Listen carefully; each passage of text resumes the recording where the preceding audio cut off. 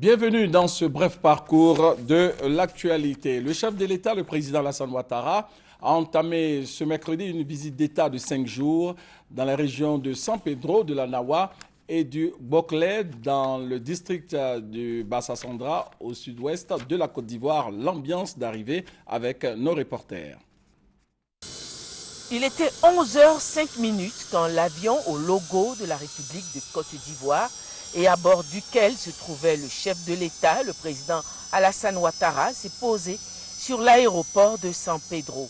San Pedro, heureuse et fière d'abriter pour la première fois de son histoire une visite d'État d'un président de la République de Côte d'Ivoire. Le chef de l'État, c'est un homme de parole. Et ça nous réjouit. Parce qu'il a promis des choses qui sont en train d'être faites. Il a promis, on lui avait demandé pendant sa campagne, de prendre un de notre fils, d'abord Clément comme ministre. Ça a été chose faite. Il nous a promis une université. Aujourd'hui, la plateforme est déjà, les droits des purs coutumiers ont été déjà payés. Donc, bientôt, l'université doit voir le jour.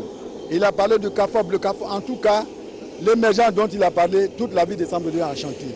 Autant de raisons qui nous font croire que le président de la République, c'est un homme de parole, un homme qu'il va falloir qu'on repousse encore pour un autre mandat. Et ça, je le dis sincèrement, ça, dans notre jargon, c'est notre chanson de tous les jours. Sur le tarmac se pressait pour saluer le président de la République tout ce que San Pedro compte de personnalités politiques, administratives, coutumières, religieuses, du milieu des affaires. Joie renouvelée pour les habitants de la cité balnéaire de recevoir une nouvelle fois Alassane Ouattara. Car c'est un véritable pacte d'amour qui unit l'actuel chef de l'État à San Pedro et sa région. En effet, avant même son accession à la magistrature suprême, le Bassa-Sandra a très tôt adhéré à sa vision du vivre ensemble et lui a offert des scores importants lors de l'élection présidentielle de 2010. Si le président de la République n'est pas à sa première visite dans la région, la visite qu'il effectue cette fois-ci est particulière. Il s'agit d'une visite d'État.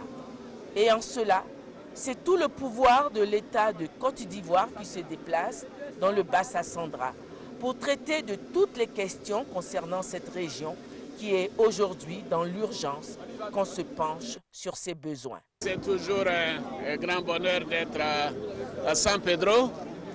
J'étais là il y a 2 ans pour aller lancer les travaux du barrage de Soubré. Aujourd'hui, c'est une visite d'État. Je l'avais promis aux populations. Et donc, je suis heureux de venir séjourner ici pendant quelques jours.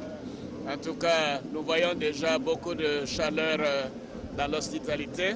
Donc, Mme Ouattara et moi-même sommes particulièrement heureux de pouvoir effectuer cette visite aujourd'hui. Donc, bonjour, salut à toutes les populations du Bassa-Sandra.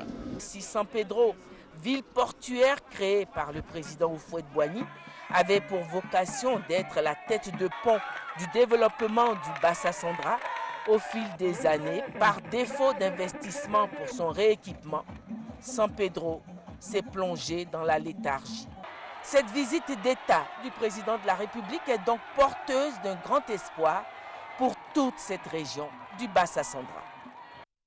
Et puis un conseil des ministres a eu lieu cet après-midi sur place à San Pedro. Rappelons que depuis son avènement au pouvoir en 2011, le président Alassane Ouattara a visité plusieurs régions du pays. Le Cavali, le Guéman, le Tonkwi, le Gontougo, le Boukani, le Poro, le Tchologo, la Bagoué, le Gbeke, le district de Yamoussoukro et au mois de septembre dernier, la région de l'Ifou. Au journal de 20h, vous aurez les temps forts de cette première journée au cours d'une édition spéciale sur place à San Pedro, édition spéciale présentée par Abiba Dambélé. La lutte contre la maladie à virus Ebola se poursuit au plan international.